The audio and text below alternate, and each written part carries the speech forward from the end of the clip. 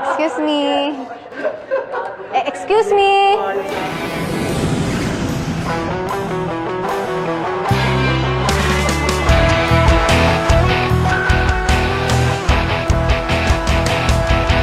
Dito ba yung section E?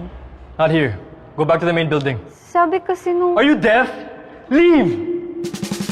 Higher Value International School. Mula sa araw na to, dito na ako mag-aaral. Kaya mo yan, JJ. Wow!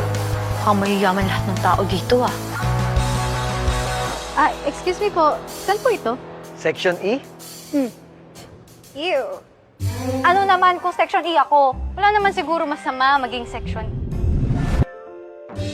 Siya ang bagong classmate ninyo. Let's welcome her. Have a seat. Welcome to Section E. Mr. President, wala ka bang questions sa bagong transferee natin? Are you still a virgin? Ikaw, kailan ka mawawala sa mundo? Bakit di ka mauna? Because I'm the one who's gonna make you disappear from this world. Kuya, may alam ka ba tungkol sa section E? Wala naman talagang section E nun. Nagkakaroon lang pag may mga students na nagkakaroon ng kaso. Mga pasaway. 3, 2, 1!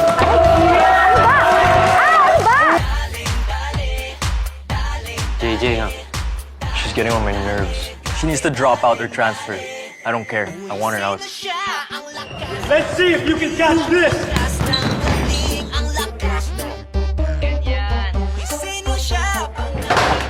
This is off limits. Ano meron dyan? May tinatago ka, no? Either you shut up, or I'll make you shut up.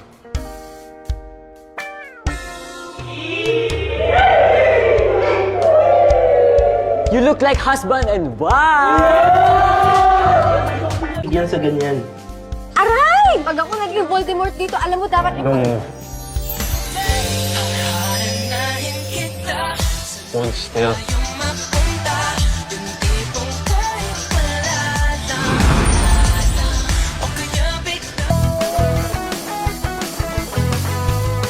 Andito na si JJ!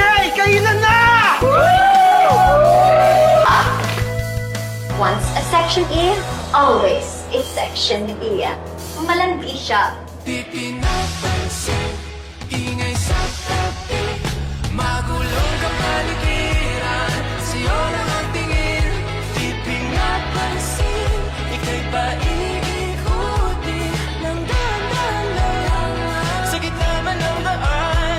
Di pinapansin, ika'y paikot-ikutin ng dahan-dahan sa gitna man ng daan. No?